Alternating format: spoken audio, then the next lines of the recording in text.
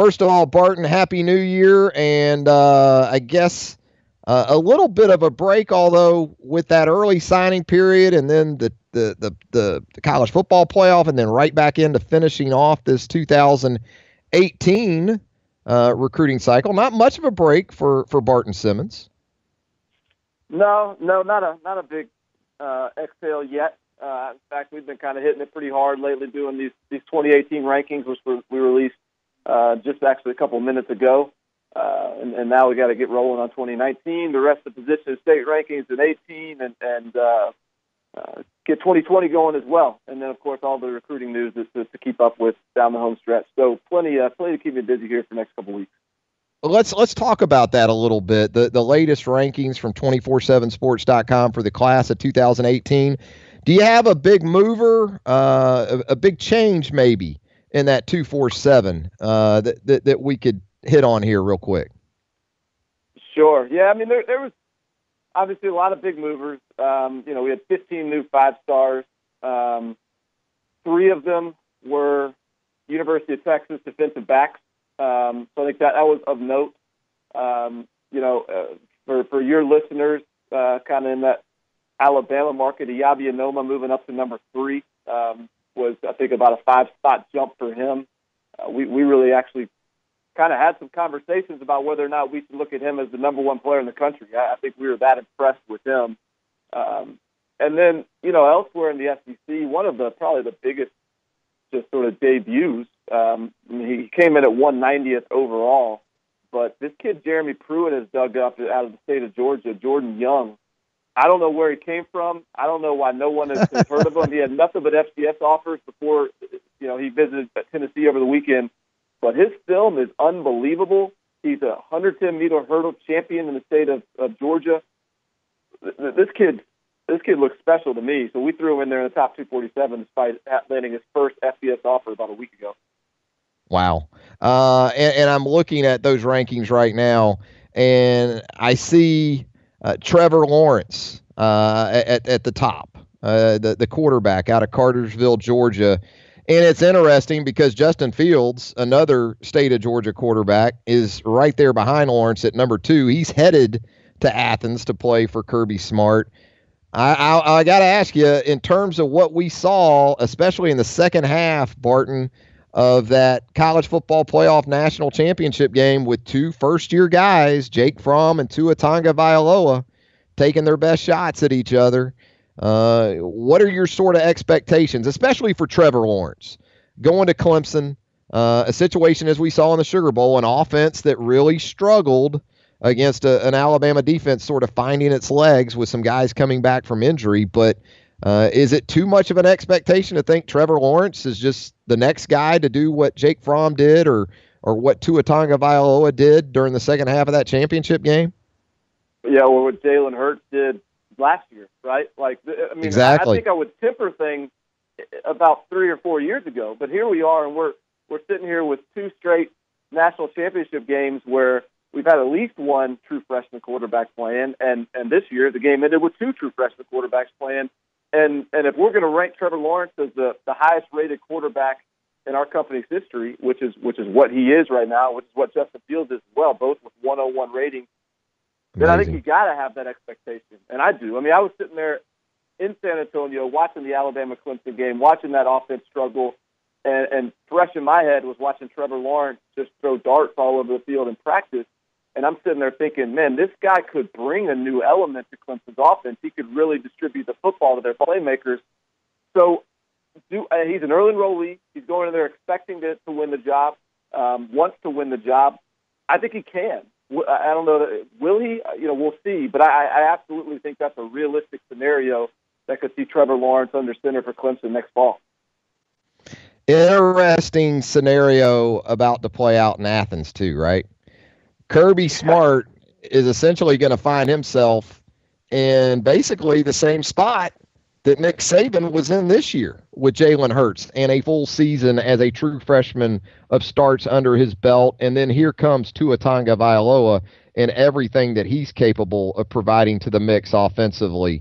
Is Justin Fields that kind of guy going to Georgia in terms of impacting that situation, given how good Jake Fromm was in his first year behind center?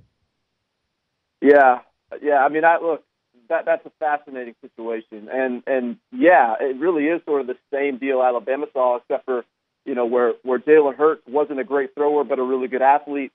Fromm is sort of the opposite. He's a really good passer, just not as dynamic. And Justin Fields adds that dynamic element. He's a big, physical, fit kid who I think there's a scenario where you could put him in situationally, possession by possession here and there, work him in. I think it's going to be really tough to beat out Jake Fromm because I just know how solid he's going to be, how much he's going to work, what a leader he's going to be throughout. But certainly I think that Fields is talented enough to where we see flashes of him over the course of the fall. And I think he went to Georgia thinking, look, I know Jake Fromm's there. I know Jake Fromm's good. I'm this good that they need me to win a national title. And whether that's true or not, I think Justin Fields is one of those special prospects that, has rare traits that Georgia's going to have to try to find a way to utilize. You can field a team in the SEC, Barton, for the 2018 season. Of the returning quarterbacks in the league, who's going to be your guy behind center on that team? Is it Drew Lock? I mean, look, if I'm drafting a team and I don't even know quarterback or all positions, but I think I still might go Tua Tagovailoa number one.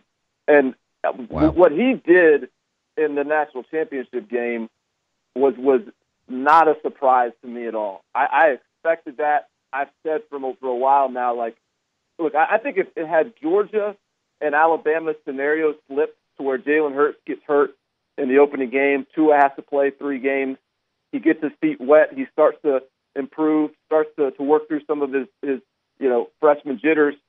I think he keeps the job just like Jake Fromm did. And I think Alabama heads into the college football playoffs undefeated and kind of a foregone conclusion to win it. That's the kind of confidence that I have in Tua.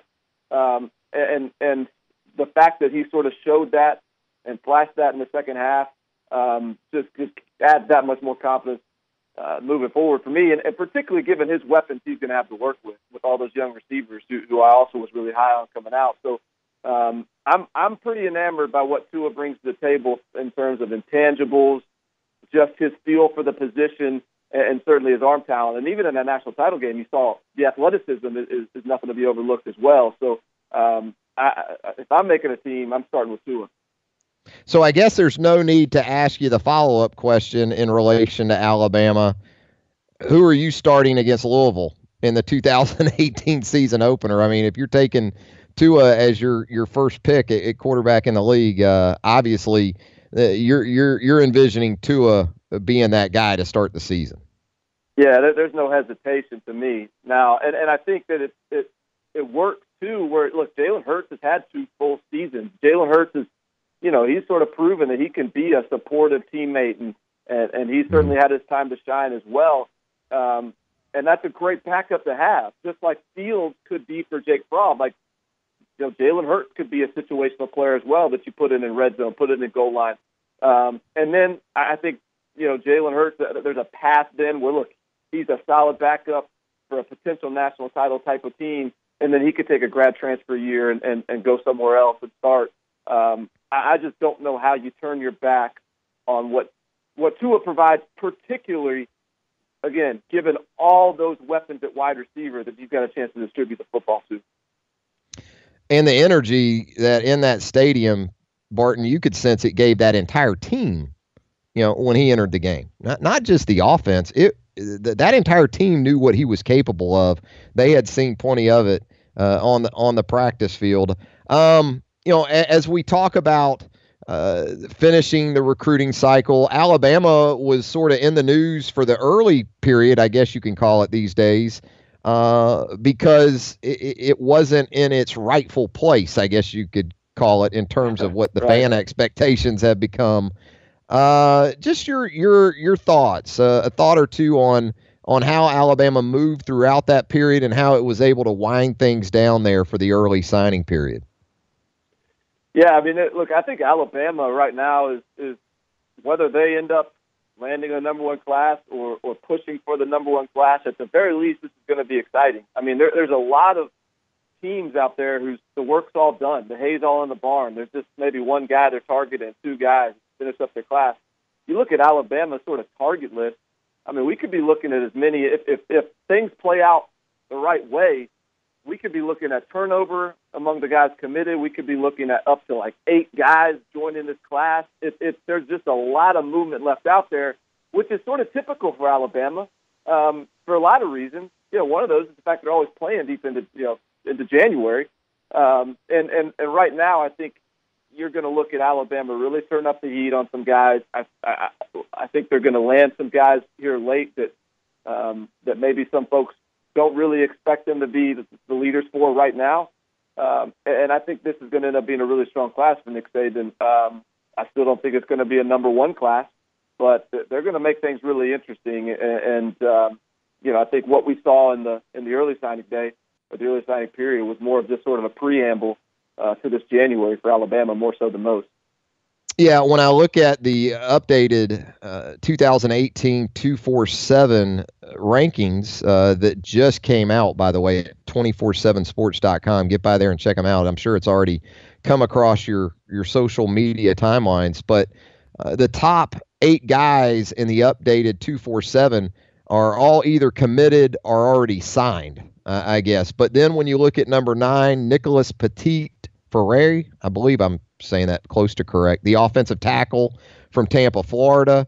Alabama still involved there. Patrick Surtain Jr., the corner at number 11 from Fort Lauderdale, Florida, expected to visit this weekend at Alabama. Tyson Campbell, his teammate, another 5-star corner. Barton at number 12, expected to visit this weekend as well. So you're right. A lot of these guys that are still out there, that are still in this pool of really top 30, top 35 guys that I'm looking at on the updated 247. Elijah Griffin, another highly ranked corner from California. Alabama's still in the mix there. I guess in some ways it's old school Nick Saban, right? He's going to use the entire gamut of the period to get this thing done.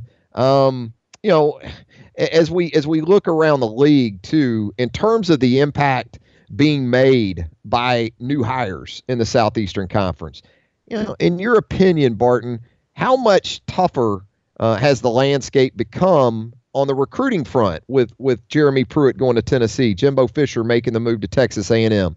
Has it ratcheted up a notch or two, in your opinion?